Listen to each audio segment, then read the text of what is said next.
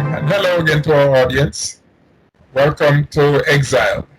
My name is Raymond Grant, and today we will be continuing our discussion rather, about the example set by Singapore. Singapore was a country in similar circumstances to Jamaica, where Jamaica is now. Um, and we don't think we need to reinvent the wheel. The countries are very similar, and we think we can learn from the example of Singapore. We're very fortunate to have our resident former Singaporean resident, I think that's the word, Asa Su, who is a Canadian citizen but had been resident in Singapore for over 20 years. Asa has a degree in philosophy, as a minor in philosophy and a degree in political science. He also has a degree in finance, and Asa has also worked with one of the largest stockbroking firms in, I think, the world, but certainly in Singapore for sure. So he's very well qualified to give us an overview of some of the things Singapore did in the economic field. In our last, not our last video, but the one previous to that, which was then interrupted, our series is interrupted by the Jamaican election results, and we did a small feature on that. But Asa had outlined what Singapore had done in the area of corruption. So in this episode, we are going to move on to some of the economic measures that Singapore took under the president at the time. I think his name was Lee Kuan Yew. I got to remember that name. I can remember the Lee, but I can never remember the Kuan Yew. So Lee Kuan Yew, the former president of Singapore, who thank you for the correction, who built Singapore from the ground up. Okay, Asa, over to you. So we're continuing. You're going to bring up about the economic reforms. Of course, for any society to start any attempt to grow and mature, they need a strong foundation, and I think that was, from what I can see, that was Lee Kuan Yew's intent. He was immensely popular. He was Oxford educated and so on, and he gathered around him some of the best minds in Singapore. And his thesis was that you first root out corruption and crime. As I mentioned before, crime representing parasites. Basically, that's what crime is. The criminals, they they leech onto society by using various illegal means and siphon off all the productivity or funds in the process. And of course, corruption is considered to be rot. Uh, you know, given that whatever structure you have developed in society for whatever reason, when there's corruption, none of it can work as properly, and none of the institutions have the strength or the robustness to carry out what they were intended to do. But beyond that, then you have to have a way of growing. Given the strong foundation, ridding the society of that, then then building the foundation. So he basically was able to restructure the various ministries and the various institutions within Singapore, having a free, independent judiciary, as well as the, um, the various pillars that minister to the society. Now, after the foundation has been set, then he went aggressively towards growth, and he realized that uh, by having those elements in place, uh, and given that Singapore was a small society and with little to no resources, they needed foreign investment. and foreign investment would only be interested in an efficient government that offers transparency, as well as to be able to offer security, because then they, many times various governments have found it necessary to suddenly change policies, and then the international investors are left with nothing. Chase out the country, and so on. So he made it very clear, and he had his State Department, or the not State Department, but equivalent State Department, Mm-hmm. um, Minister of State, to make the various connections around the world, and basically indicating Singapore is open for business, and that it's going to be a stable and safe environment for business, and their taxes is among the lowest in the for corporations. So, uh, and he established what he called a tripartite, which is government, corporations, and the unions, recognizing that in those early years, when light manufacturing and labor-intensive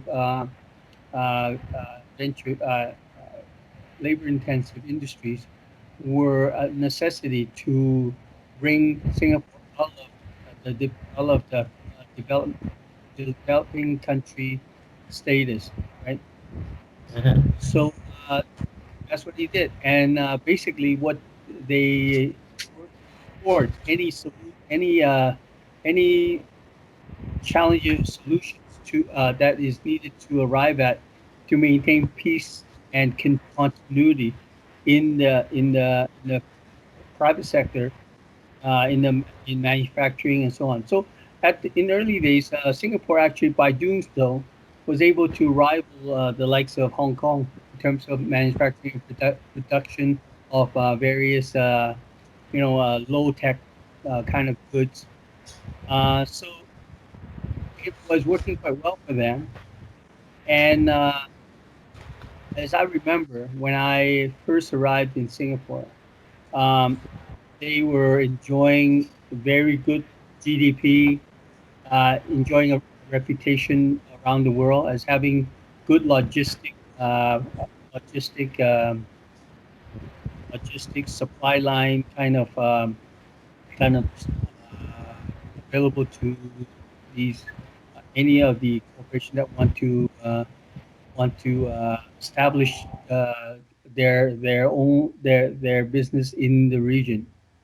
And they also saw that given that they do not have any natural resources, that they have to make the most of the human capital. So education was a big deal, and they realized that for the foreign investors to come in, they have to have a ready, literate, as well as a very well educated a workforce. So their educational system was uh, second to none in the region. In fact, what happens even when I was there, it is not unusual to find a lot of the student bodies in the various schools, public and private, was from Indonesia, Malaysia, all the well-to-do individuals in those areas. They realize they deem it uh, a necessity to get a good education for the children by sending them to Singapore. And subsequently, a lot of them stayed and worked for these multinational firms that had set up their business there.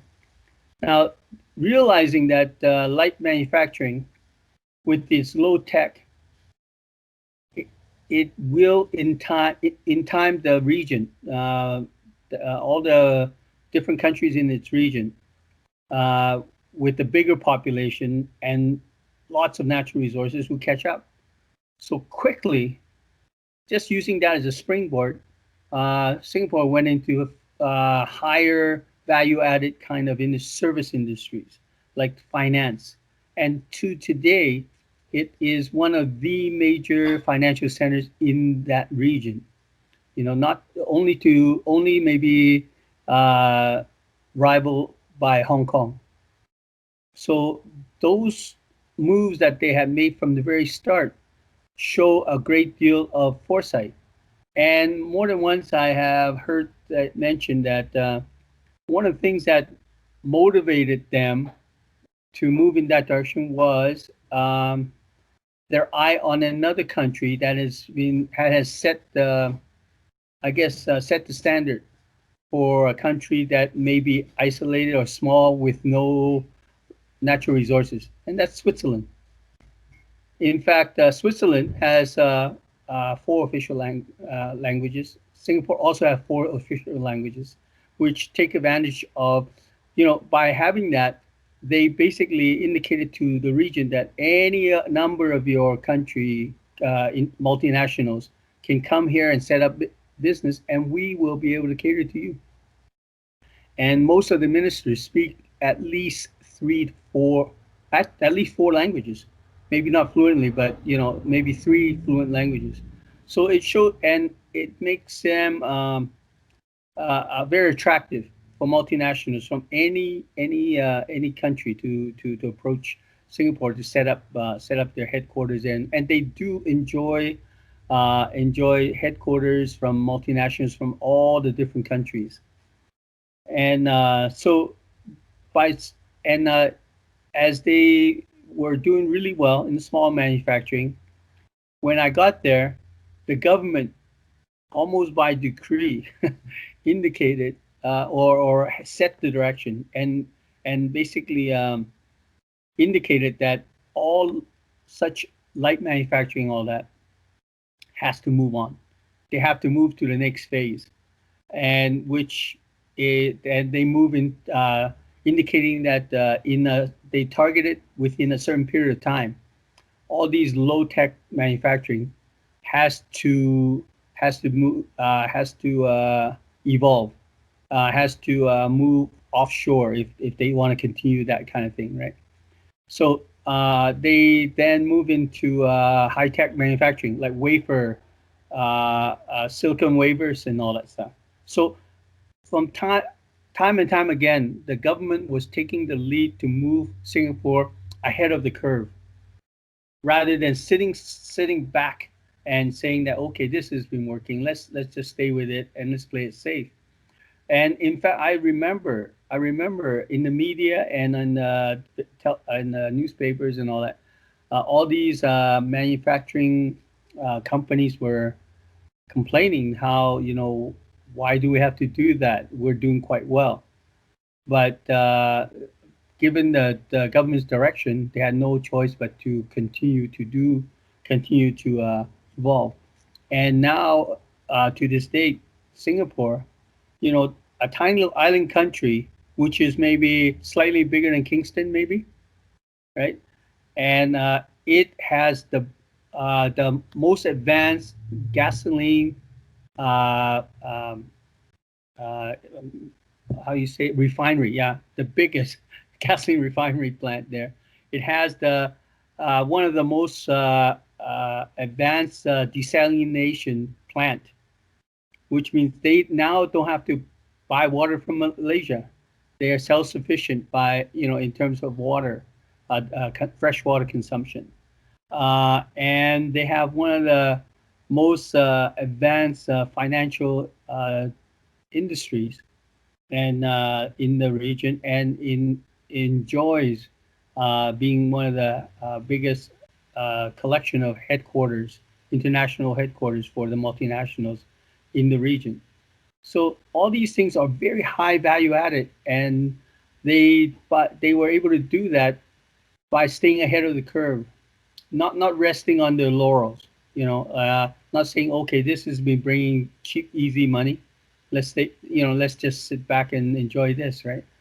Realizing that, given their limited resources, that they have to move ahead of the curve, and they have consistently do so. In fact, Singapore produced some of the best management consultant and and they are contracted throughout the region. So the human capital that they are able to take advantage of was basically, instead of a brain drain, they have a concentration of brain because their university, believe it or not, NUS is is amongst the top university in the world, ahead of many of the Ivy Leagues in the U.S. And they have two universities, NTU, also amongst the top, also ahead of a lot of the Ivy Leagues in the U.S. So can you imagine, if you could get that kind of education? And they have, beyond that, they have a few other universities, but they're all very top notch. They had their first institute for technology, specializing in computing and machine learning and all that. Way back when, before it became fashionable. So they were able to do that partly because they hire and pay some of the best minds that they're able to get into government. So instead of let's say you're a graduate, you went overseas and you went to one of the top universities and you got your graduate degree in certain discipline, and you feel, oh, you want to go back to your country to to build your career in your home country because of your patriotism and so on.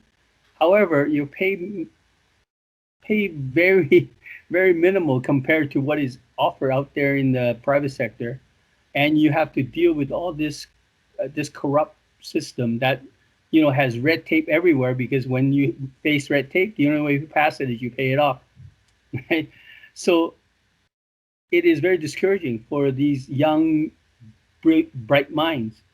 But if you provide the opposite and saying that come back to your home country, to be do your patriot duty to help your patriot country, you'll be rewarded handsomely in terms of your remuneration, as well as we provide you with the system that you can that will facilitate the growth of your own career and your own objectives, right? So yeah, so there is I've said a lot of things, but ultimately, if you look at it in simple terms, is that first of all you have to build you have to build a very firm foundation, very firm foundation. You got to get rid of the crime, get rid of the gangsters in Singapore were driven out of their little enclaves and places en masse. And in Singapore, if you have in possession in your an illegal firearm, it could mean death sentence. And if you are a drug dealer caught with proof that you're a drug dealer, death sentence.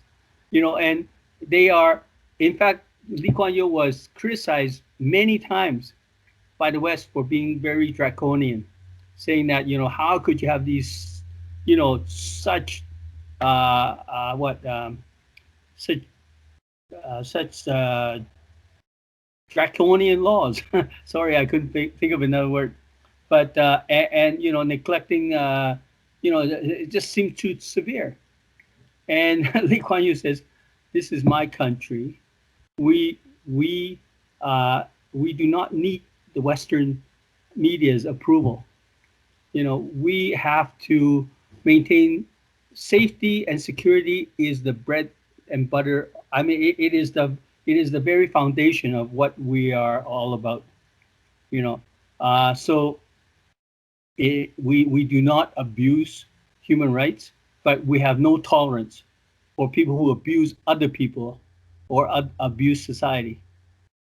And the thing is, I was there 21 years. I would never had any trouble with the authorities. You don't break any laws, and they don't go around uh, provoking people or trying to arrest people for quota. Like in the U.S., I got to fill the prisons, kind of thing, because it's a private enterprise. I felt as free as anything. But yet, if you were to transgress, I mean, uh, if I got caught with an assault weapon, that. And but then what is my intent as a private citizen to have that, right? There's really, and the damage that has to the society at large is much greater than what I profess to be my hobby or interest. How could someone's hobby or interest, threaten society safety? That should never be.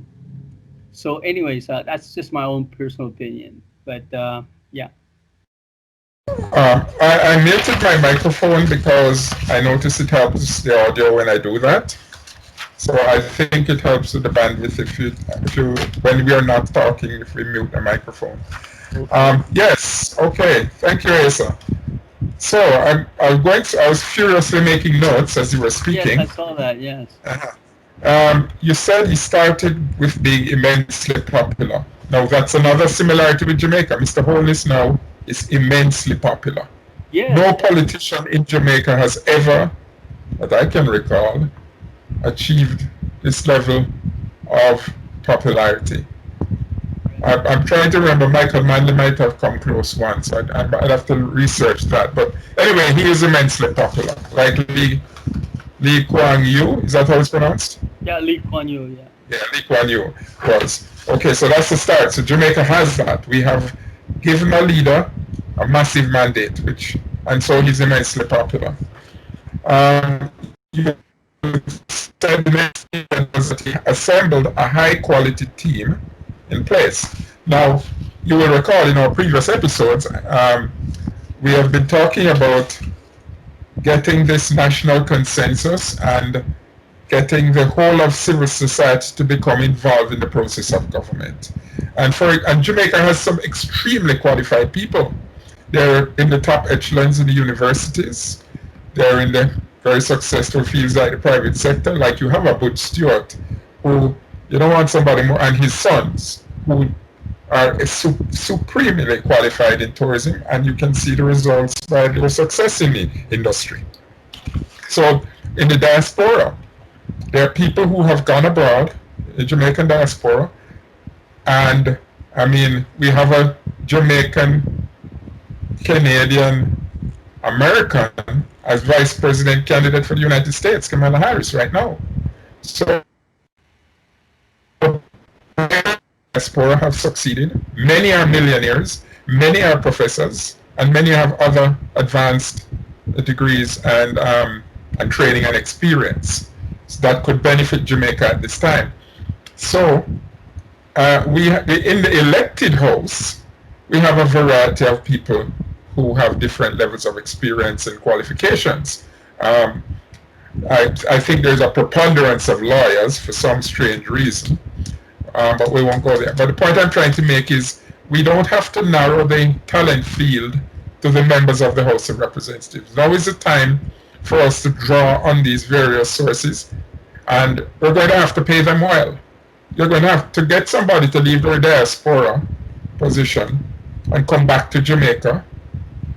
You're going to have to deal with some other things like crime too, but let's get before one thing at a time. You're going to have to pay them very well. Okay? So this thing about having people in the public sector who are not paid well is foolishness. We need to get what you pay for. So you're going to have to, as Lee Kuan Yew did, you're going to have to pay them well, but then you're going to have to put in the checks and balances, the oversight, exactly, and to control that. Okay, so then now, I had a question for you. You said you focused on growth, and you said you put the elements in place. One of those elements was to attract foreign investment. You mentioned some other elements, but I don't want to confuse it. You sure I want to deal with one at a time. When you said he attracted foreign investment, how did he do that? I mean, I know you went on to say you created an atmosphere of transparency in government. So that was the best friend for the citizens against corruption. Remember, the IMF said that. So he provided this atmosphere to attract foreign investment included that transparency you mentioned, a security of investment, you mentioned those two, and a very highly trained workforce. So he invested heavily in education. So much so that people from other countries would come to Singapore for education. For, Well, here's an example of that. They were headmasters in a public school, and maybe department heads could make up to six figures. so yeah, okay, so to attract foreign investment, you have to sum up what you're saying. The elements you have to play in place are you have to have highly qualified people in your public sector and well paid and qualified people in the public sector who you're not going to get unless you pay them well. Uh, you need to have transparency and oversight. You need to have that public sector. You need to provide a secure investment climate or environment for those investments.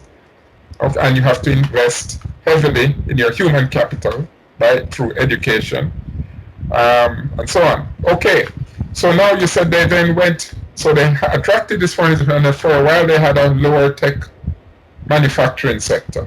And then you said they went into, they did not sit back on their laurels, even though that was working for them. They continued to up the ante and went into higher value added area of finance, which Switzerland has also done. Um, how could Jamaica sort of do that? Like, how does a country do that?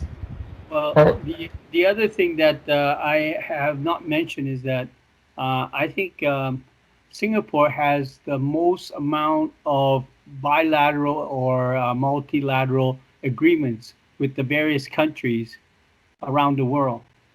They are a very small country, and yet I recall when I was there for my 20 odd years, every few years the government is announcing, "Oh, we just signed another bilateral treaty with this country that I've never heard of." And some of the countries they have increased their trade or they improved their trade agreement and treaties and so on.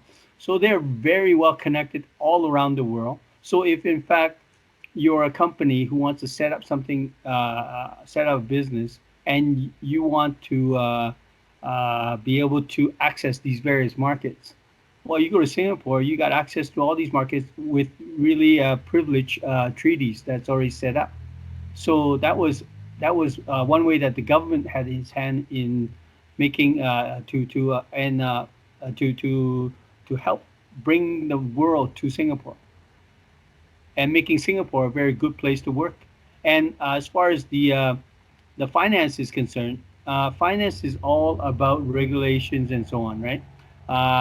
They if so, what they did was that they adopted some of the best practices in terms of around the world on finance regulations and so on. So to ensure that there is a robustness in finance, because if not, then it's not even possible, right? It's not even possible because finance needs a very strong infrastructure and strong regulations so that it is able to operate with very clear and strict rules.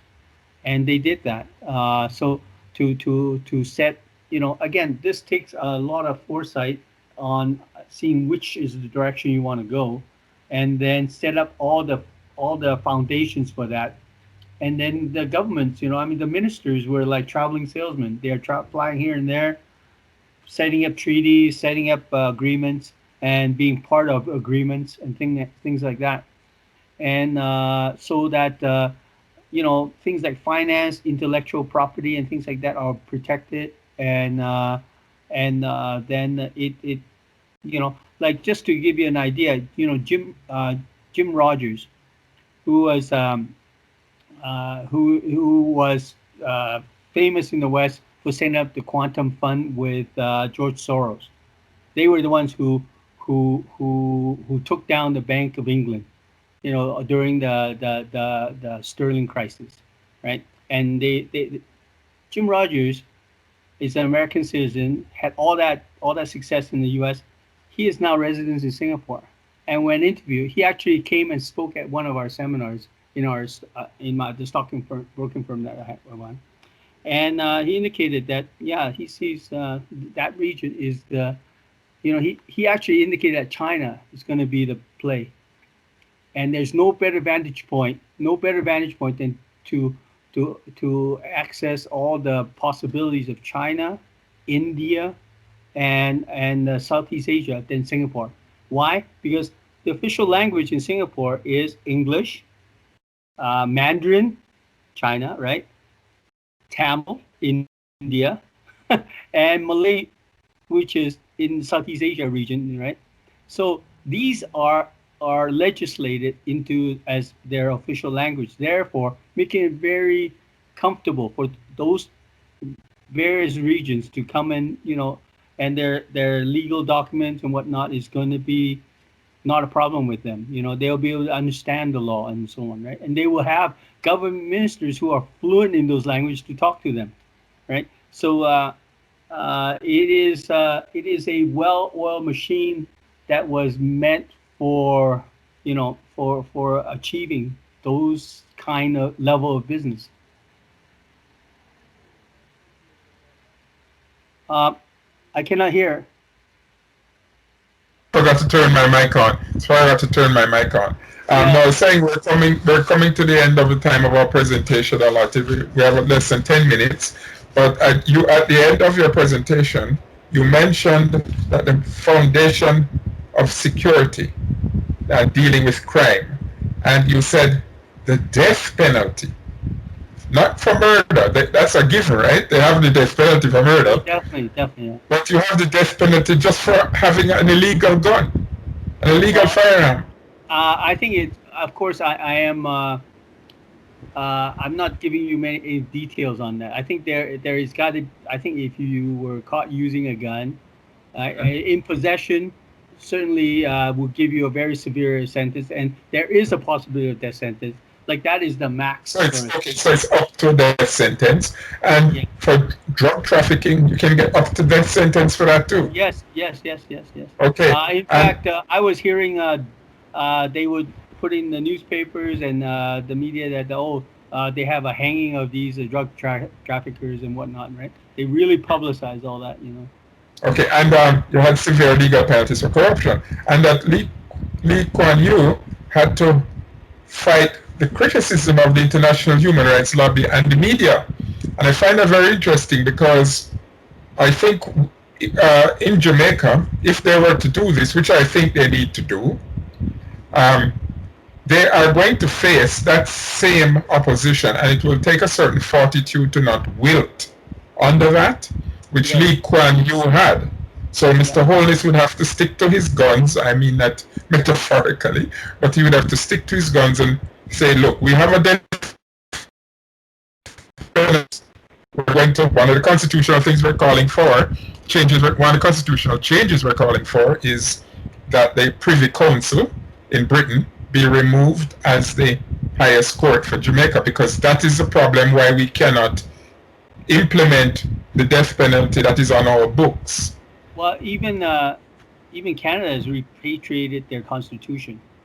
Yeah. So I think given that Mr. Holness, if he has the 2/3 majority, does he have? I think he does. Yes, right? Way over that. Yeah. Yeah. So if that's the case, cut the apron strings.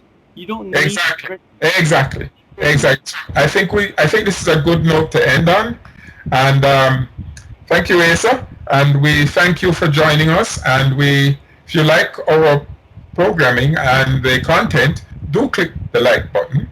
And even better, we have so much more to come. We're going to be moving on gradually from the Jamaican situation into the U.S. elections and how that is going to again impact immigrants as part of this whole crisis mode that the world is entering into, and how crucial the results of that are going to be for immigrants and refugees, and basically for everybody in the world. Immigrants and refugees most of all. I think in this last decade or so, the world has seen more refugees than any time in history. Because you're looking at the various countries in Africa as well as South America and so on. All these refugees are dispersed into the into the world, escaping all kinds of atrocities. And I think it is a topic that would worth investigating more. Right. Okay, so on that note, we'll say good night. And thanks again for joining us. And we look forward to seeing you in the next episode. Cheers.